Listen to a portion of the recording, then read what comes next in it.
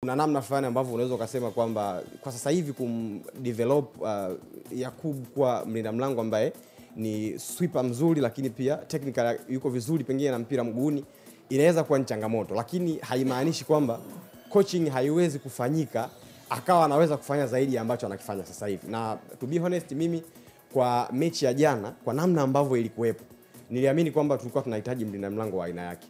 Unajua yule ni mlinda mlango ambaye frame yake ni kubwa sana, ni ana urefu wa futi 6 kwenda juu huko, kitu ambacho kilikuwa kinatupa faida sana. Jana ilikuwa inaonekana kabisa hata kabla ya mchezo kwamba tunaenda kucheza mchezo ambao mara nyingi tutakuwa tuna defend box letu.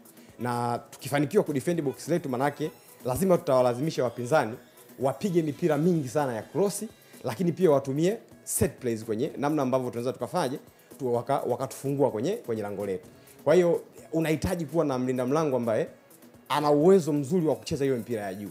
Lazima ukiwa na mlinda mlango ambaye ni mrefu, kuna faida fulani ambayo anakuwa anaipata kutokana na kwamba ile height yake, lakini pia nenda kajumlishe na hiyo mikono ambayo atakuwa nayo wakati anaruka.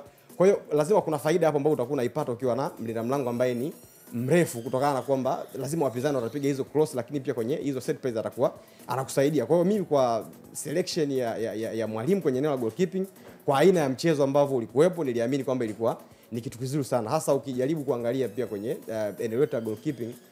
Ali Salim ndio mtu ambaye watu wengi sana walidhani jana anaweza akacheza kutokana na experience yake.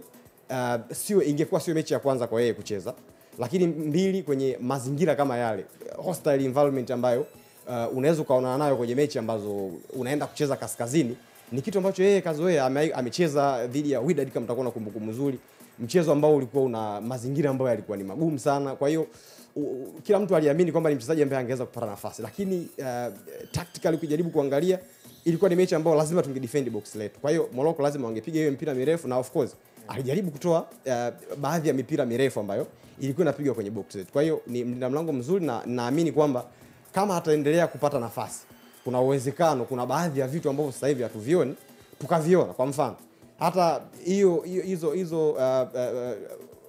huo muda ambao anakuwa na mpira mguuni na anashindwa kunyosha pasi vizuri, kuna muda sio kwa sababu inawezekana hawezi kabisa kunyosha hizo pasi, ni kwa sababu ya experience na exposure ambayo anaikosa. Ni kama vile anakuwa na mawazo mawili, ni nini ambacho anahitajika kukifanya. Mimi nilikiona hicho kama mara 2 mara 3. Kwa hiyo kuna uwezekano kama atapata nafasi zaidi, kuna baadhi ya vitu tukaviona zaidi ya ambacho tulikiona kwa siku ya jana.